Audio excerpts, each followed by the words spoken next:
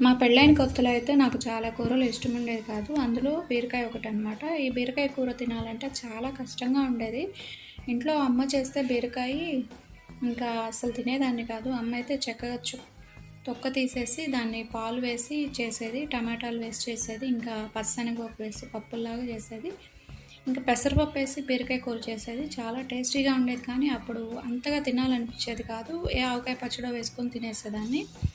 తర్వాత పెళ్ళయ్యాక మా అత్తయ్య గారైతే బీరకాయని తొక్కతో అలాగే చేసేవాళ్ళు. మీలో ఎంతమంది తొక్కతో బీరకాయ తిన్నారో కామెంట్ చేయండి. ఇప్పుడైతే చక్కగా బీరకాయ తినటం అనేది చాలా మంచిదని అన్నీ తెలుసుకున్న తర్వాత ఇప్పుడు బీరకాయ నేనే చక్కగా చేసుకొని తింటున్నాను. బీరకాయ తొక్కు పచ్చడి తింటున్నాను. బీరకాయ పచ్చనగపప్పు అన్ని రకాల బీరకాయతో చేసిన ప్రతి ఒక్కటి కూడా నేనే ఇంట్లో కుక్ చేసుకొని హ్యాపీగా తినేస్తున్నాను అనమాట. నాలాగా బీరకాయ ఇష్టం లేని వాళ్ళు, తర్వాత అలవాటు చేసుకున్న వాళ్ళు ఎవరైనా ఉంటే కామెంట్ చేయండి.